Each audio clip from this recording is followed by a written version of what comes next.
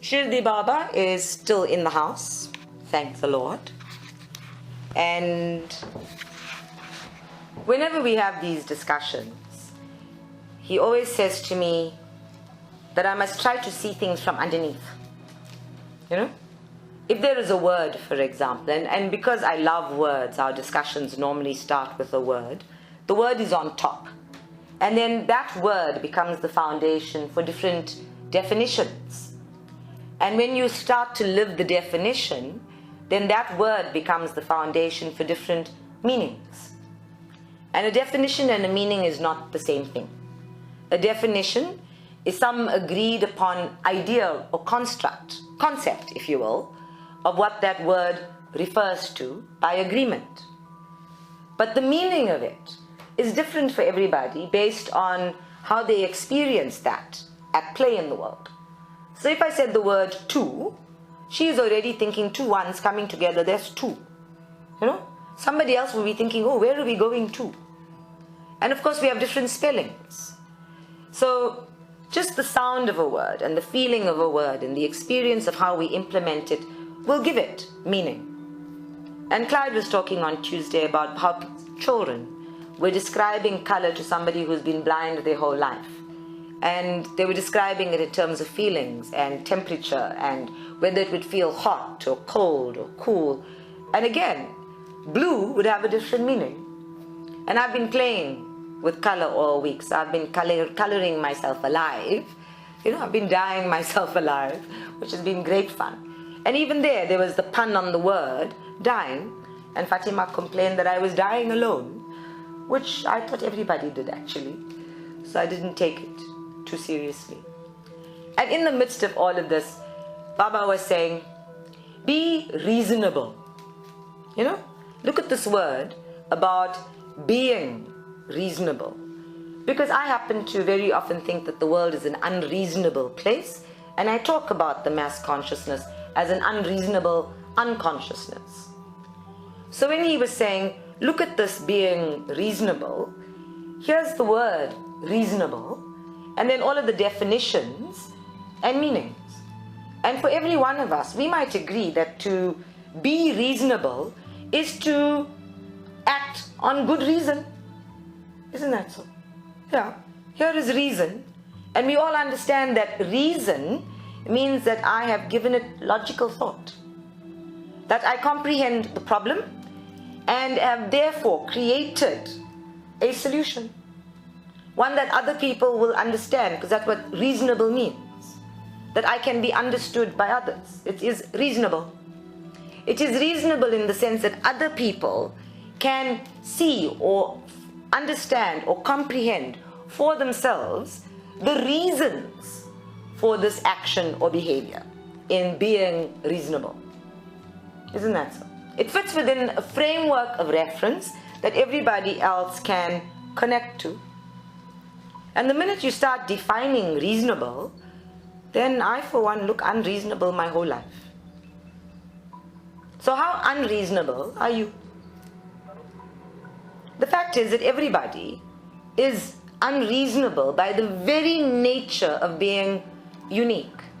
We talk about fear as being unreasonable, and yet people can give you good reasons for being afraid. It is unreasonable from a spiritual perspective. It is unreasonable from a creation perspective. It is unreasonable in terms of it limiting and creating self-destructiveness. And yet, we have fabulous reason to be afraid. We have good, sound, logical reason to be afraid. And reason in the scientific world has become a foundation of acceptance. If it is with good reason, if it is reasonable, if there are specific reasons that we can list, then it is more acceptable. Give me one good reason why I should accept that. One good reason why I should believe that. Everybody wants reasons for things. They want others to be logical and reasonable, where our very nature as soul is in fact unreasonable. You cannot reason with somebody who knows what they know. You cannot take a man who has faith and knows the existence of God and tell him to give you reason for this. There is no reason. Experience does not provide reason. It provides knowing. And knowing is by its very nature unreasonable, inaccessible by those who work on logic. So now I've decided I want to be unreasonable. I like it. I'm going to be unreasonable. And he said, no. Be reasonable. So I got a little confused. I thought, now you just showed me how being unreasonable is actually what I am and how I am. And then you are instructing me again to be reasonable. And he said, yes, it is your responsibility in your being unreasonable, uniquely present with the universe, in your knowing. It is your responsibility to create understanding with others. And that is where you must... Are you nodding over there? Be reasonable. She was nodding. That is where you must be reasonable. Where you bring your understanding and your knowing into a framework that others may understand or subscribe to, or even struggle with if they must. But the act of sharing, that act is where you must be reasonable. Able not to provide reason, sensible, logical ways, but able to be reasoned with, meaning that others must be able to question something and receive an answer. Others must be able to look at your experience and turn it inside out for themselves and question anything that leaves them feeling doubtful or feeling uncertain or feeling chaotic. What is the point of knowing if your knowing creates greater confusion in the unconsciousness? Isn't it? This would be very sad. So knowing can challenge people, but knowing must also create a space in which people must come to it and be willing to receive, and in receiving, be able to accept. So I got a bit smacked upside the head, because very often I will say things and I will do things from my knowing that other people don't know anything about, and they all get a little bit lost. And then I go turn around and I look back and I go, catch up already, which is very unreasonable. And the universe doesn't do that to us. The universe does not rush ahead with its knowing and leave us in confusion and chaos to catch up of our own accord. If anything, the universe will create the trail and then come meet you where you are and lead you there. Or in my experience, that's what it does. So here I have to accept that the nature of self, as soul, as a chaotic creative force, is unreasonable. There is no reason for it, other than being and knowing and feeling. And then I have to be reasonable in the action of it, the delivery of it, the sharing of it. And it is in the sharing itself that reasonableness, the ability to share it so that others garner meaning from it, becomes necessary. So those of us who hide, and we all do, because we all have masks, and we hide behind those masks, and we present a very logical, reasonable exterior for others. Now, is that not unreasonable? Who is going to understand you behind the mask? Who is going to know you behind the mask? And if there are several masks, one in front of the other, it is completely unreasonable. And this is an ego-based unreasonable now, because this ego-based unreasonable says, I have expectations of that person to deal with who I am, because they must deal with all of the masks and prove themselves before they reach me. And I am being very reasonable in holding on to my masks, because I have so many reasons to not trust, to be in doubt, to hang on to my fear. And therefore we are unreasonable in our expectations of others. We are unreasonable in the spoken and unspoken rules that we make for self and others.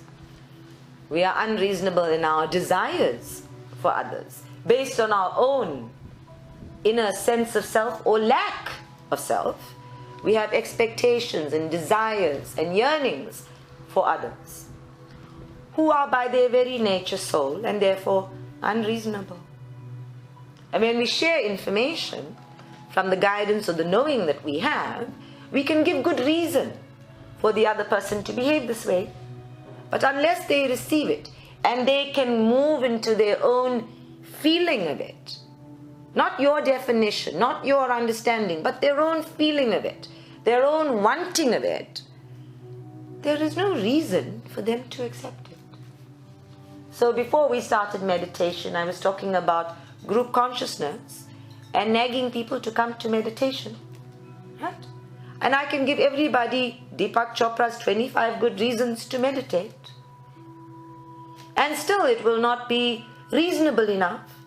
I can put a big one-page ad in the Mercury saying everybody in South Africa needs to meditate for these reasons, and it will not be reasonable enough for acceptance. Because acceptance means more than reason. Acceptance means there's something inside of me that yearns for that is willing to experiment and explore with that, and then in experiencing it, to know it as mine. And we are unreasonable that way, where we want the experiencing before we have the acceptance. We can say, I accept that. We can say it logically, reasonably. We can say, I accept that. And then 3 years later, we will discover we are still experiencing the choice to accept something, because we are in fact processing the choice through a series of experiences. And in the spiritual pathway, everything spirals around and around and around until all of the reasonableness and the unreasonableness of the experience is merged into neither, where it just is.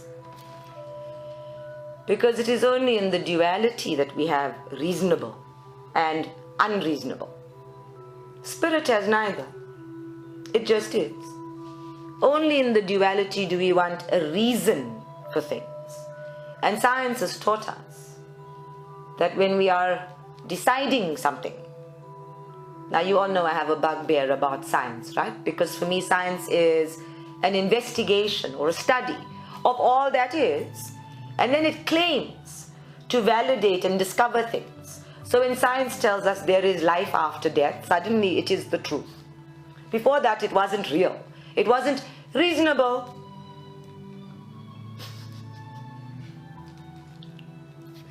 Of course, we could always put it that way. Osho says you can also say, until the Americans tell us that there is life after death. Yeah. You see, so reasonableness depends on where you place the power of authority. And then it leads to a whole other issue of trust. I don't trust science. I don't take their word for it.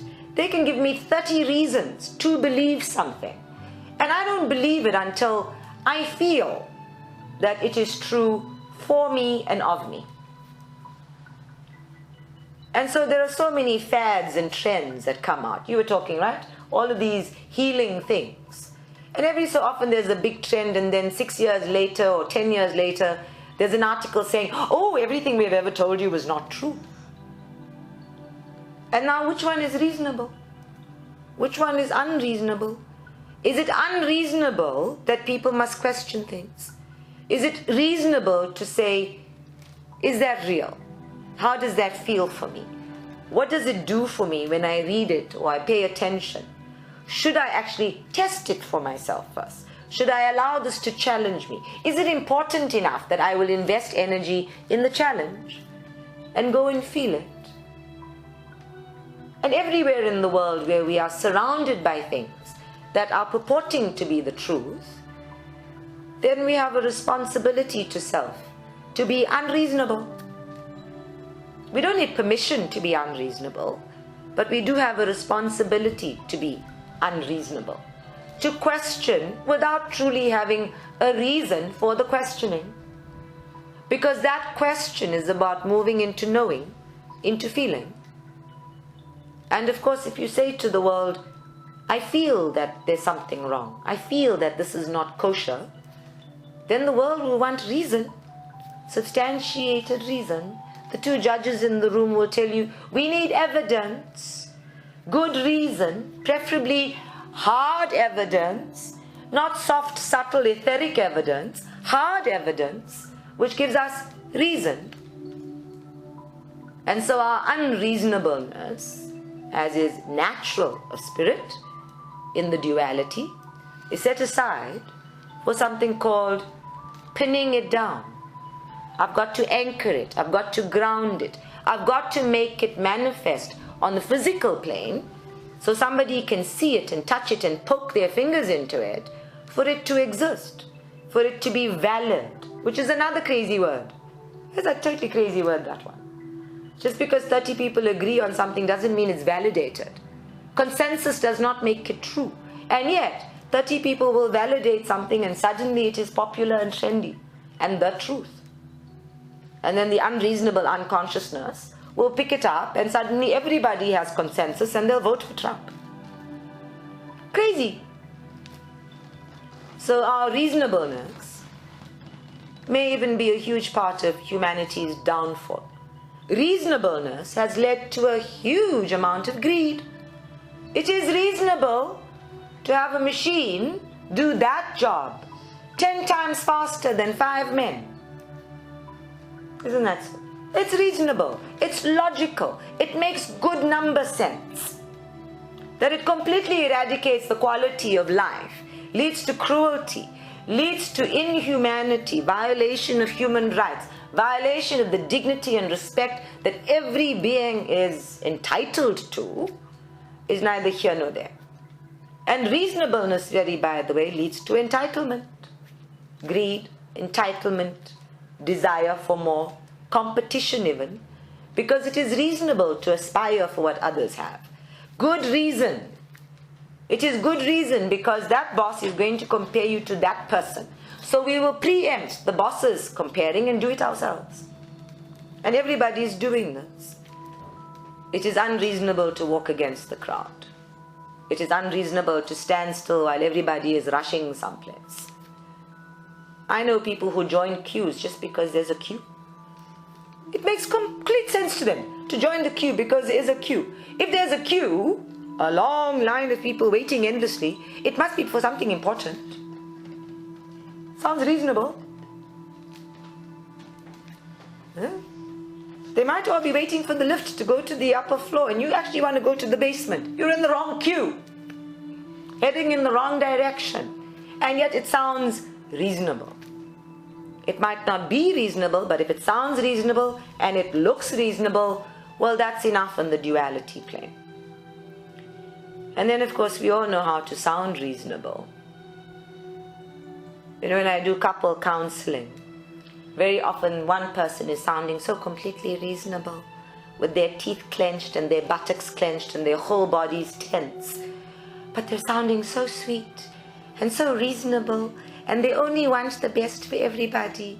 And their energy systems are reaching out and strangling the other party, killing them. Utterly reasonable. They're saying all the right things and feeling everything else. Chaos inside. So we all do this. We all know how to be reasonable, able to be reasoned with, able to be comprehended or understood in the common context. And yet each and every one of us is deliciously uncommon, deliciously unique, a delicious part of the universe that everybody else is supposed to taste, is supposed to feel, is supposed to experience for their highest good and our highest good. So in deciding to remain unreasonable from a spiritual perspective, and remember, spirit is regarded as unreasonable or experienced as unreasonable only in the duality, in this grand illusion called life. In spirit, nothing is either reasonable or unreasonable. So in deciding to remain unreasonable, as always, it seems to be my forte, I also said, how can we become more reasonably unreasonable? Because let us not shock everybody. So I thought reasonably unreasonable was a good balancing in system. You know, the middle road that the Buddha talked about. And Baba said, say what you need to say, with love. Give it with kindness. Even if the word is not understood, the kindness will be felt. The kindness will be understood. Share your truth with compassion. Share it with laughter. Give it. Give it as a gift, and then it will be understood by the unreasonable self, if not the reasonable self. And when the unreasonable self knows, then it filters through into the person thinking and doing and acting reasonably. And even if it doesn't filter through into that person, into their actions, into their doing that you are witnessing, this does not mean that they do not get it, that it is not lodged in their being somewhere as part of their experiencing of self. And besides, what is it that you have to give that is not already somebody else's? What is it that you own that cannot already be taken by others? What is truly yours to be given in the first place? You cannot even claim ownership of self, because every breath you take is given. Without that, you have nothing to own, nothing of yourself to give. So forget that there is self being reasonable and self being unreasonable, and go past it into what is. But if you have to identify that there is a self and that that self is an interaction with the world, then be kind. Unreasonable or reasonable, be kind. They will both go through well. Put it in the blender. Mix it all together. And if you do not make sense to others, don't blame them that you make no sense to them. And don't blame yourself. Blame no one. Just be kind about it, because eventually it's okay. Nonsense will become sense, and sense will become reason, and reason may become truth. And that is the pathway of acceptance when it comes to the use of the power of the word. That nonsense taken out of spirit must make sense, and out of that sense we must come to understanding, meaning. It becomes reasonable, acceptable. And with enough experiencing, it becomes meaningful. And with enough meaning and integration, it becomes truth. And so we must spiral upward and downward and upward and downward, playing all of these word games in this process of evolving and becoming. So, at some point in these conversations, I said, give me one good reason, like all women. Give me one good reason why I would choose. Why would anybody choose to struggle this way? Because I tell my students, this is why we struggle. This is the purpose of soul. This is the purpose of meditation. I'm teaching this all the time. But if I can have access to everything that the universe offers, why would I choose this crappy planet with these crappy people? And I asked the question exactly like that, because he's very open to me being at my tantrum throwing self. That was me throwing a tantrum reasonably. And he said, ask the question without judgment. So I took out the crappy from planet, and I took out the crappy from people, and I thought, okay, so why would I choose to be here? It was like a good way. And again, he said, ask the question without the judgment. And I was busy dyeing things. I was dyeing things blue. So I waited and I thought about it, and I thought, okay, if I take all the judgment out of the question, damn it, I have no question. I have no question left. And I don't need a reason anymore. I don't need something reasonable to anchor me and to say, okay, now you're here. So I said, okay, I get it. Without judgment, there is no question. So the desire for reasonableness starts with the judgment. Are you shaking your head again? Huh? Just catching her. She's just agreed. She's not nodding. What?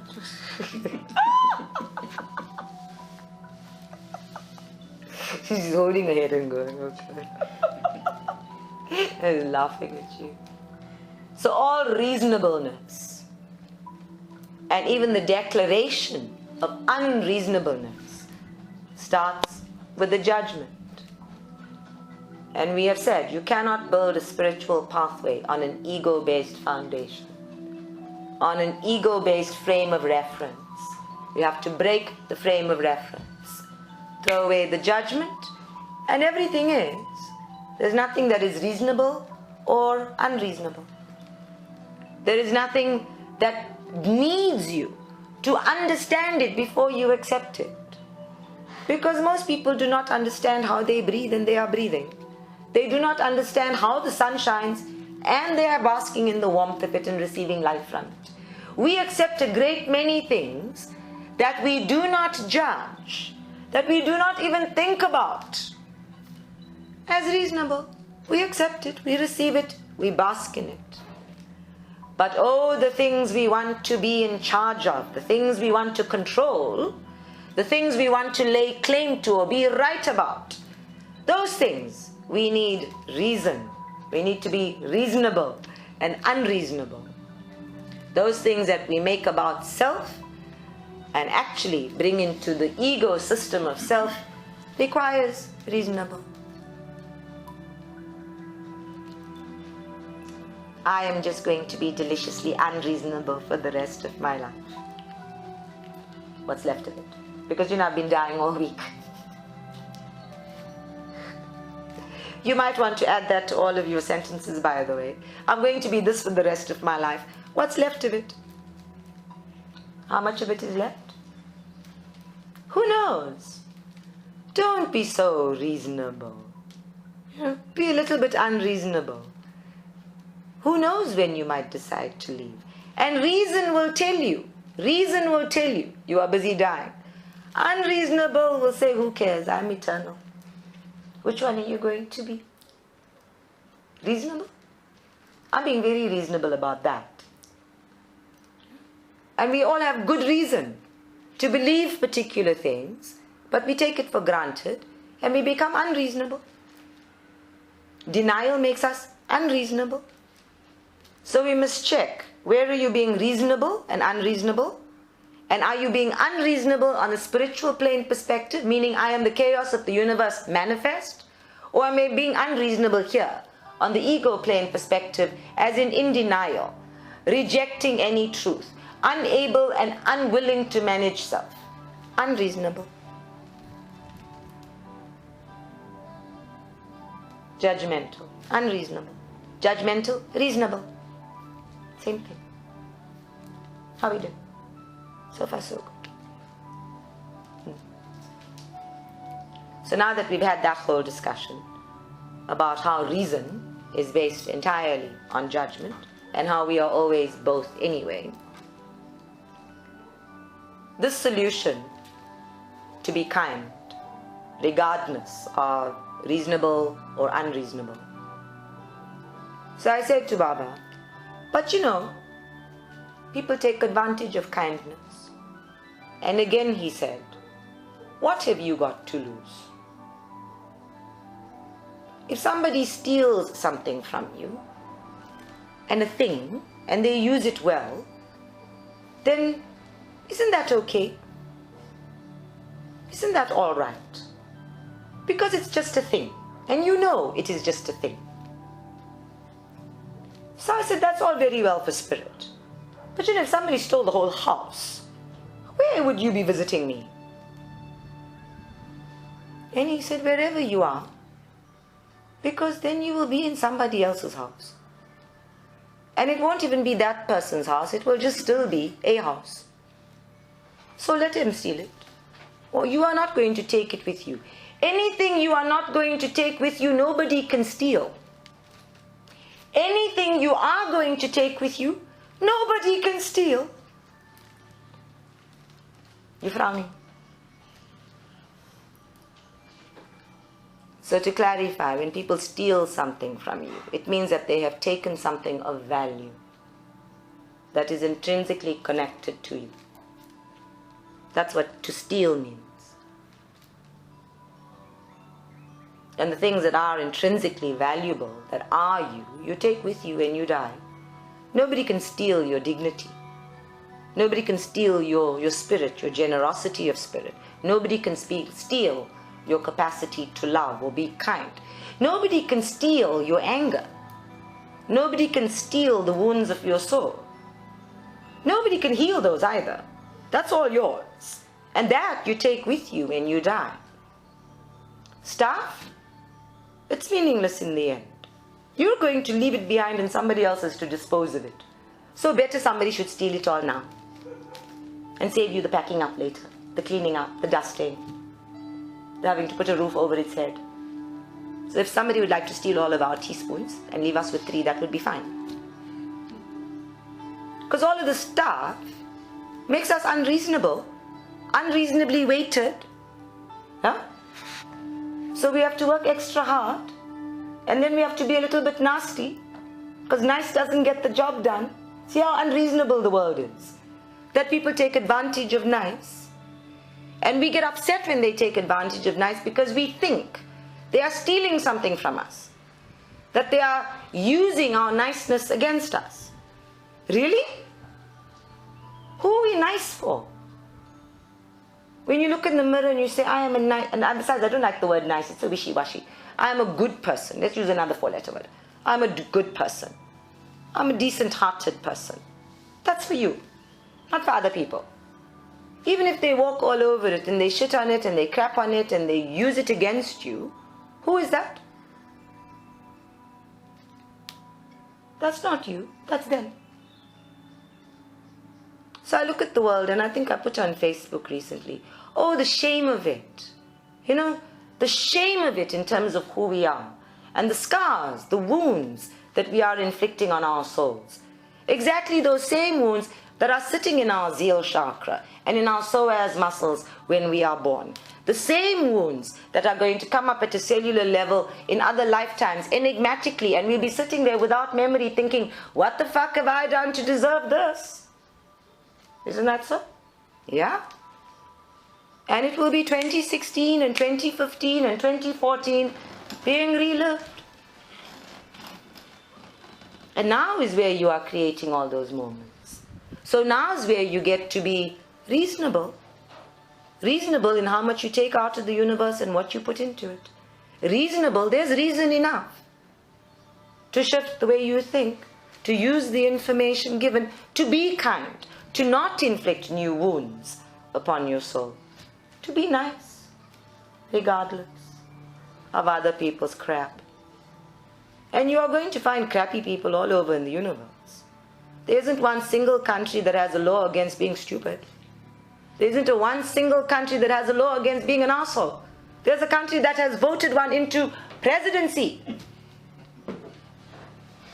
There's no law against this. There isn't even a spiritual law against being ridiculously stupid or negligent or any of those things. There is no spiritual law against being uncomprehendingly unreasonable.